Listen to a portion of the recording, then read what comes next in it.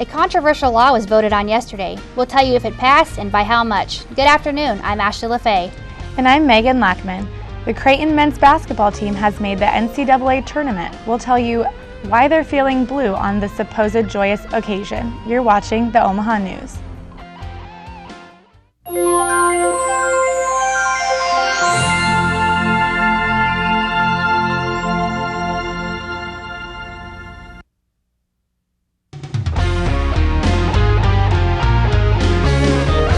This is the Omaha News, presented by the School of Communication at the University of Nebraska at Omaha, from the studios of UNO Television.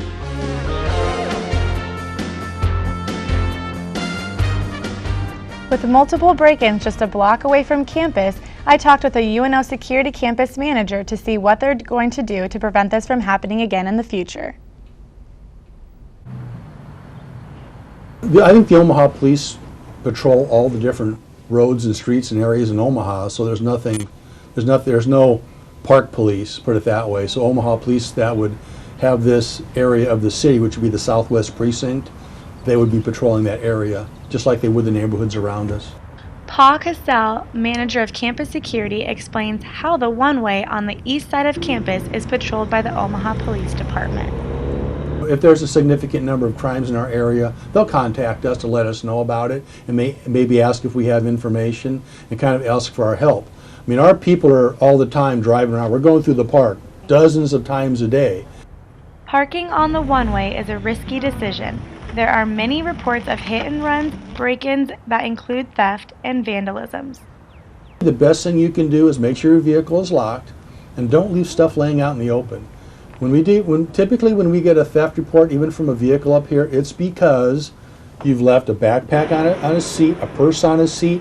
It's easy to break a window. I mean, you can break a window in a second or two, or pop a door. Leaving things visible, not locking the vehicle, that's kind of a big deal. If you need to contact campus security, call their number at 402-554-2648. Police have arrested 3 men in connection with the theft of scrap metal from a business in South Omaha. Police made the arrest while investigating a burglary in progress at Burton's Plumbing, Heating, and Air at 50th and F Street. An employee checked security video and discovered that the suspects had been to the business, loaded 2 trucks with scrap metal, and left. Just before the employee could call police, the suspects returned and began filling their trucks again. The police arrived and arrested them on suspicion of burglary. Coming up, there's a discrimination law that's creating a ton of buzz around the area. We'll show you how that's going to affect the gay and lesbian communities who's looking for equality in the local churches. You're watching the Omaha News.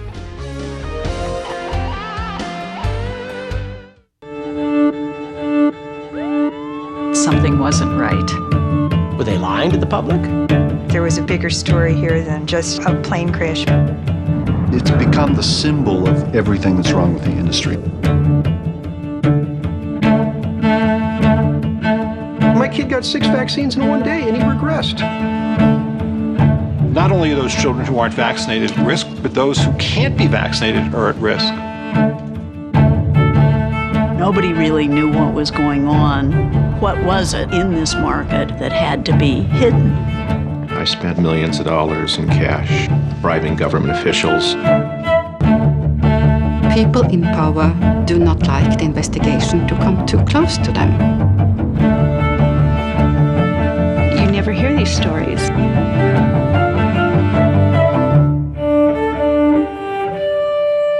Tuesdays on NET1.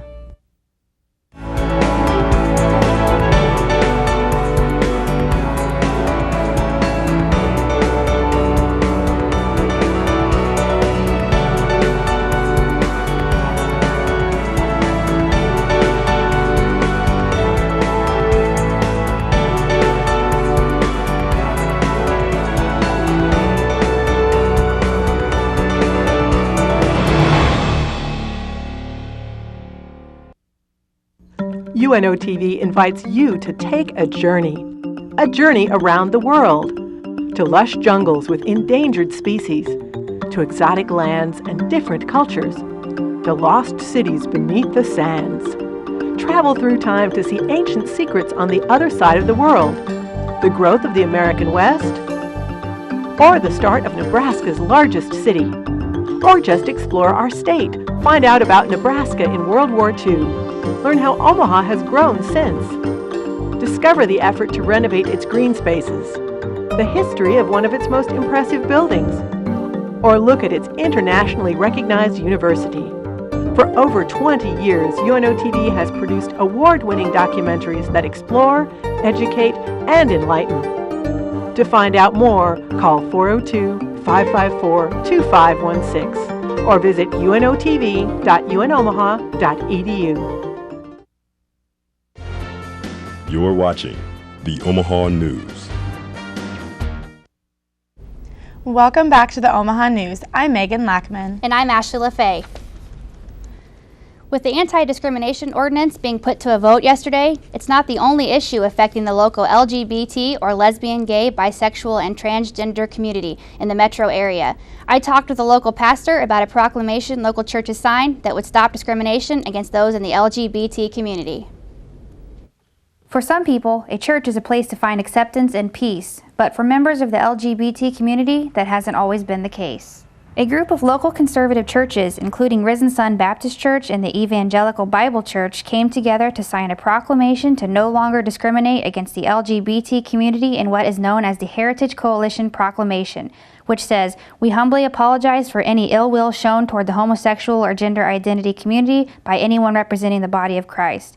Homosexual activity is explicitly prohibited as sin in multiple passages in the Old and New Testament." In response, another group of churches, including Metropolitan Community Church, came together in response. MCC's pastor, Tom Emmett, is glad for the support, but has one problem with it. Well, they're dead wrong. Homosexuality is not a sin, and the Bible does not condemn same-gender relationships as we understand them today. These churches signed the Heartland Proclamation, which says, "Homosexuality is not a sickness, not a choice, and not a sin. We find no rational, biblical, or theological basis to condemn or deny the rights of any person based on sexual orientation." Philosophy professor Dr. Rory Consis believes that political activity has brought the issue to the forefront. But I think outside events, external events within the political arena have brought them together, and they've banded together and concluded, well, we need to take a public stand. It is clear that whatever your beliefs are, this issue is not going away anytime soon. If you'd like to find out more about the Nebraska Heritage Coalition, you can go to nebraskaheritagecoalition.org. Ben Gray's Equal Employment Ordinance was put to vote yesterday, and it won 3-4. After it was passed, Mayor Jim Settle issued a statement saying, quote, "I applaud the City Council for their actions today, and I look forward to signing this ordinance into law. Omaha is a city that welcomes diversity, embraces fresh ideas, and is open for business to everyone. Allowing discrimination in our city is wrong for our citizens and for our businesses." Then Mayor Settle went on to say that Omaha is well positioned to be one of the most vibrant and innovative cities of the 21st century. The Iowa Supreme Court recently visited Council Bluffs as an outreach session, but what does Nebraska have to offer when it comes to educating the community? Elizabeth Valla has more. $1,000. March 8th, Iowa Western Community College campus in Council Bluffs was able to witness a rare event.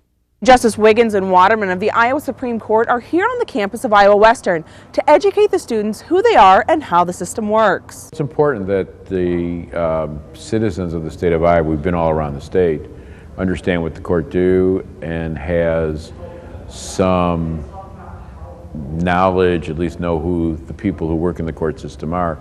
Members of the Iowa Supreme Court coming out to the community, encouraging the public to ask questions. Never been to one of these things, something like this before, but I figure it's going to be different and exciting. Something new and fun to watch. For Iowa Western's legal professor Kathy Tresick, it is an irreplaceable learning experience. This was an opportunity for us that pay taxes to actually see how they do their job. But what about Nebraska? They go out to the public twice a year, once at UNL College of Law and once at Creighton Law School, and then which gives the students and everyone in the audience, and they answer questions just like Iowa did. The Nebraska Supreme Court makes the same efforts and will do so coming up on April 5th. This is a great learning opportunity offered free and open to the public. For Omaha News, I'm Elizabeth Valla. For more information on when and where the Nebraska Supreme Court will have an education outreach, go to supremecourt.ne.gov. After the break, the Creighton Blue Jays have just arrived at their destination for this week's NCAA tournament game. We'll tell you where it is, who they're playing, and we'll show you the reactions of the players and the head coach. You're watching the Omaha News.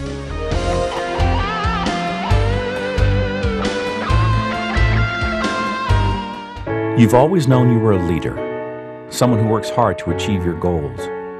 You can see it. You can see your success in front of you.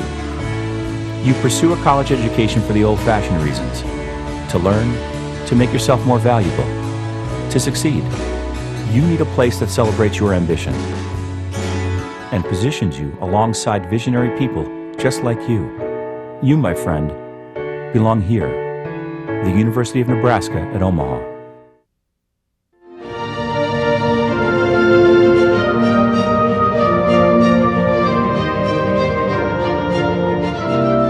The first broadcast was to be at 4 o'clock on Sunday afternoon. We'd pre-taped it. And they pushed the switch and nothing happened. That certainly was an interesting experience with me. I mean, I'd spent 2 years essentially getting this station ready, and we had everything prepared to go, and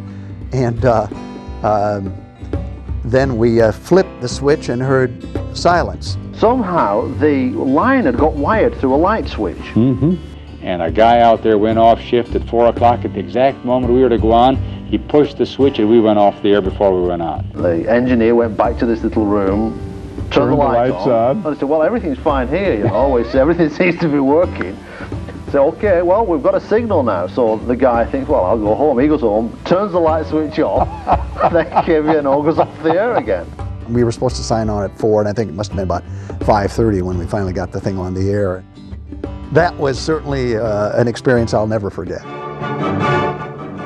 Good afternoon. KVNO, the voice of the University of Nebraska at Omaha, now begins its regular broadcast schedule.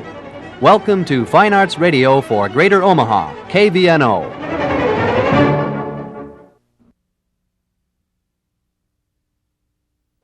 UNO Television gives students a chance to work in a real studio. Working on the TV crew, students get hands-on experience with lights, camera, and action. Working on a variety of shows gives students a leg up looking for jobs. In fact, many former crew members work at local stations. It's a once-in-a-lifetime experience for students to learn the science and art of TV production.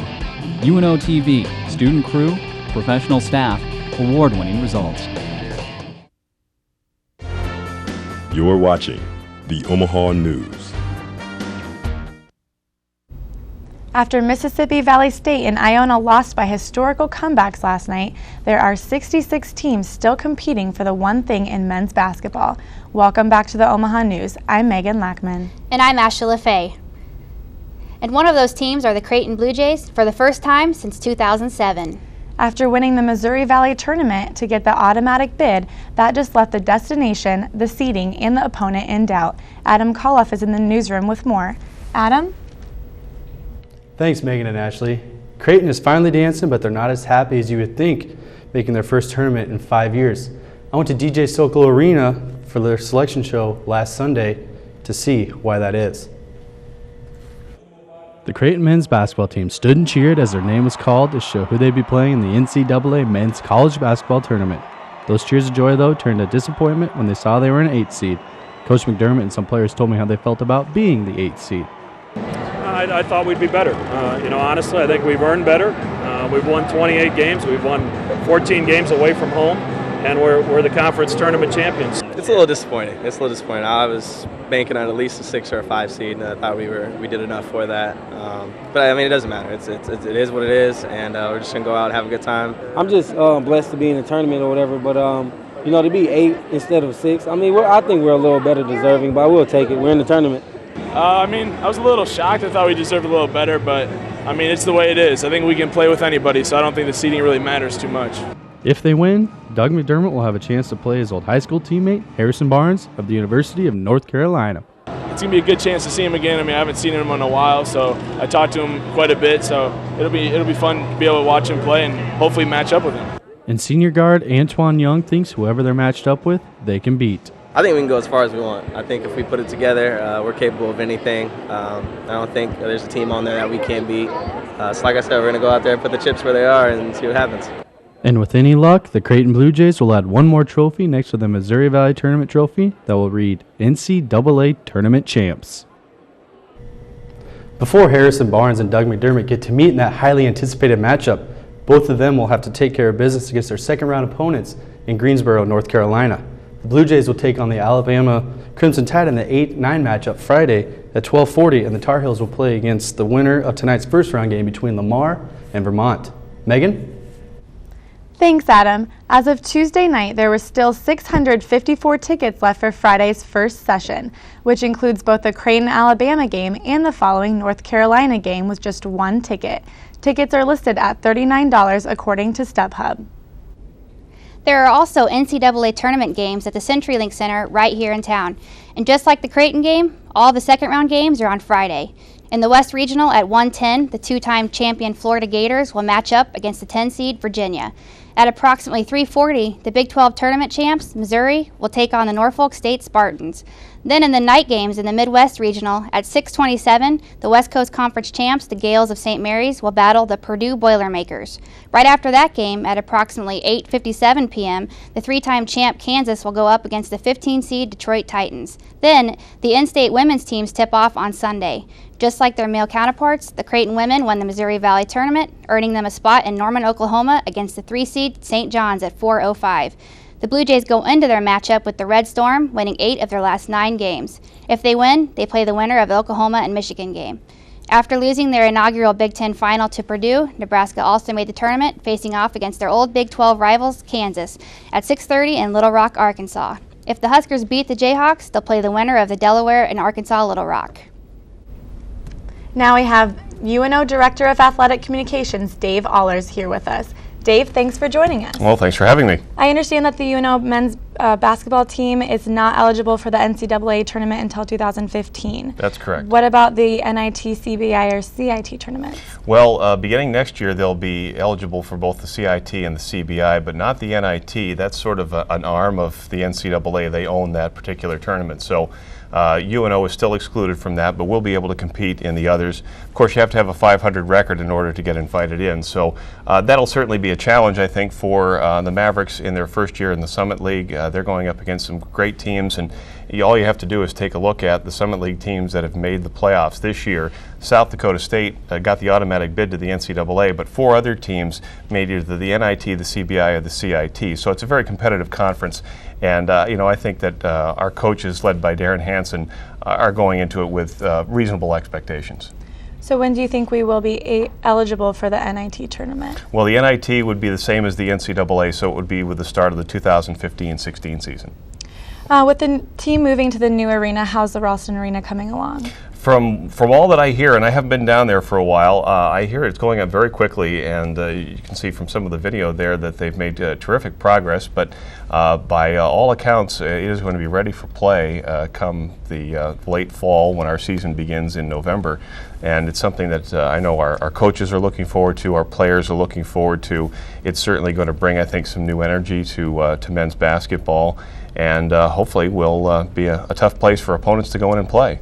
Do you think it'll be a rough transition moving arenas at all? I don't think so. The game is the same, and the guys will tell you that no matter where they're playing, and it'll take a little bit of getting used to probably, just because the surroundings are going to be a lot different than the SAP Fieldhouse. That's pretty cozy, and while the Ralston Arena isn't going to be huge, it'll certainly it'll look different when the guys are shooting, and it'll be something they'll need to get used to. The UNO baseball team just played their first home game against a Division I opponent. Can you tell us about their game against BYU? Well, it didn't go real well for the Mavericks. They lost the game to BYU. The Mavericks have not had trouble hitting the ball so far, led by Colby McCord, who's batting about .390, but pitching has been a little bit of an issue of late. 10 walks in a recent game sort of speaks to that. But, Bob Harold, the head coach, went forth with a very aggressive schedule this year. Instead of sort of mixing in Division II and Division I teams, he went with an exclusive Division I schedule, which, gives the Mavericks sort of a baptism by fire. And in 2 weeks, they'll be playing Creighton at TD Ameritrade Park. right now. They're playing in Florida and picked up a win against Chicago State. So they've had some luck, but they're still 4-13, which is kind of, I think, what you'd expect. All right, Dave, thanks for joining us. You're welcome. 7 Metro teams made the boys state basketball tournament, with 5 advancing to the semifinals, 3 making it to the championship game, and 2 of them taking home the title. Nick Freeman reports. One of the teams winning the state tournament are the Boys Town Cowboys in Class C1. Boys Town beat Lincoln Christian, Bishop Newman, and Wahoo en route to their 7th title and first since 2006. The Cowboys went 29-1, outscoring their opponents by an average of 75-52 on the season. Boys Town beat the Wahoo Warriors 58-55 in the title game to end their dream season, cutting down the nets at the Devaney Center. For the Omaha News, I'm Nick Freeman. Before last season, it had been 25 years since 2 OPS schools met in a boys basketball final. This past weekend, 2 of them were battling it out for a title for the 2nd consecutive season, guaranteeing the Metro yet another Class A championship. Nick Freeman has more. Last Saturday night, the top-seeded Omaha Central Eagles, who've won 35 consecutive games, took on the Cinderella Omaha South Packers, who as the 7th seed had to upset the 2 seed and the 3 seed to advance to the championship game. And South comes out like they should be the favorite, jumping out to a 4-point lead at the half. But then Central outscores the Packers 32-11 in the second half to win 55-38. The Eagles were led by one of the best performances in state tournament history from McCoy Agau, who had a triple-double with 16 points, 13 rebounds, and 14 blocks in the game. With the title, Central becomes the first Class A team ever to win championships 6 out of 7 years, the first team in Class A history to go 30-0 in a season, and the first school ever to win both the girls' and boys' titles in the same year in Class A. And the Eagles are dancing back to Omaha with a trophy after statistically one of the best seasons in Nebraska high school basketball history. For the Omaha News, I'm Nick Freeman. Coming up on the Omaha News, the Omaha Film Festival was held this past week for the 7th consecutive year. We're going to show you what went on during the event and which films went away with awards. You're watching the Omaha News.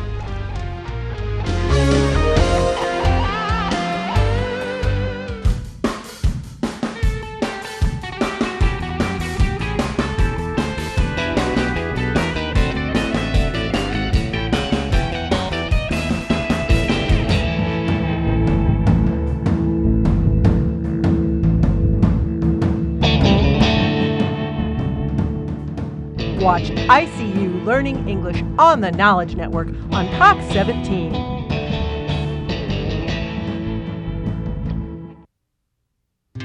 The University of Nebraska at Omaha is a place for tomorrow's leaders, a place where individuals converge on a path to success, getting the attention and direction they need as they begin their career. It's where students take pride in serving Omaha, a city we've invested in for more than 100 years. UNO is a place where greatness begins. The University of Nebraska at Omaha. Our first job is to get as close as possible to the verifiable truth. When I talk to people, I'm talking to people who are excited about their knowledge, who are passionate about their experience, and you can sense that. We're simply trying to say, look at the world, listen to this. I think our role is to take the world seriously. Why people trust us? Because we trust the people.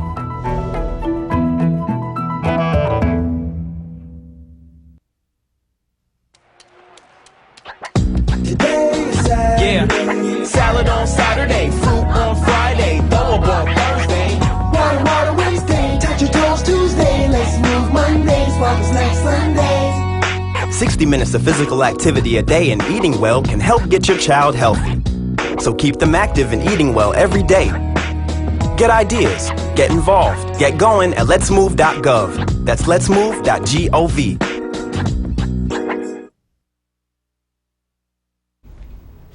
Cinephiles flocked to Great Escape Theater for the 7th Annual Omaha Film Festival. Kevin Cleaver was also there and found out what goes on during this event. Last week at Great Escape Theaters in North Omaha, movie fans and filmmakers came from all over to attend this year's Omaha Film Festival. The film festival, which is in its 7th year, began on Wednesday and ran through Sunday, showing feature-length and short films in all sorts of genres, ranging everywhere from comedy and science fiction to documentary. One of Movie Maker magazine's top festivals worth the entry fee, the Omaha Film Festival drew entries from all over the country, including writer-director of festival entry, Eye of the Hurricane, Jesse Wolfe. Sean and I are Florida filmmakers. We come from Central Florida. The movie is we set out to wanted to make a Florida story. The Omaha Film Festival acts as a showcase not only for professional films, but also for amateur filmmakers. But everyone at the festival, despite being an amateur or a professional, from Nebraska or out of state, have one thing in common: an interest in film, something shared by festival program director Mark Longbreak. It's cool that you guys are here, whatever. We're here, so it's cool for us. So thanks for coming out and enjoying the same things that we enjoy.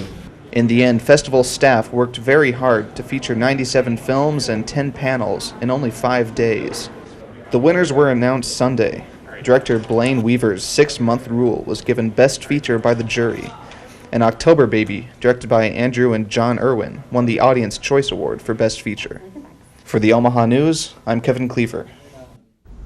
For a closer look at this year's Omaha Film Festival, go to omahafilmfestival.org, where you can see all of this past week's winners.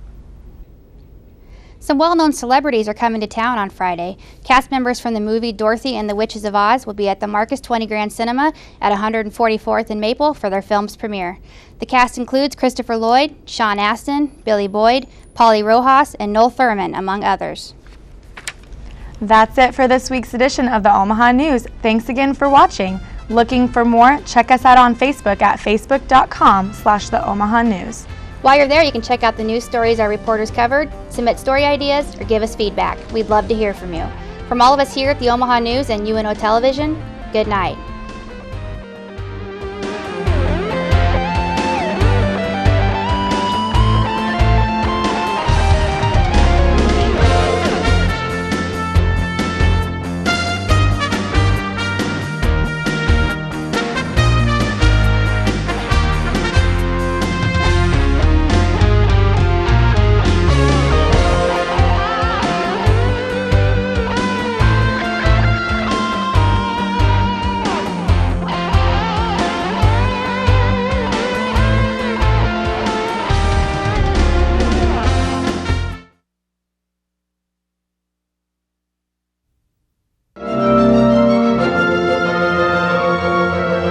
KVNO was in a really interesting place. This Victorian mansion near UNO. 3 floors. The studios were on the 3rd floor. Bedrooms and bathrooms. So we had a challenge, but we ultimately ended up with an on-air studio. We soundproofed it with carpet, and actually I think it sounded really warm, very radio friendly. There were also rumors that the 3rd floor was haunted.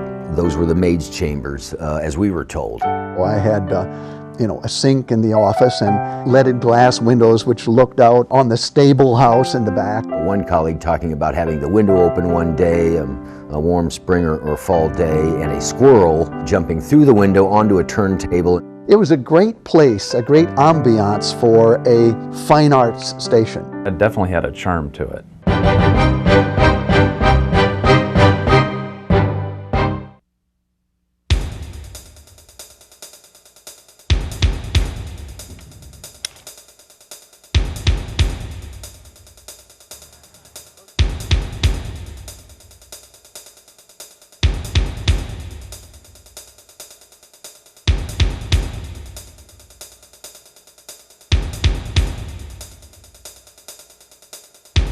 Watch the Omaha News Wednesdays at 4 p.m. on the Knowledge Network.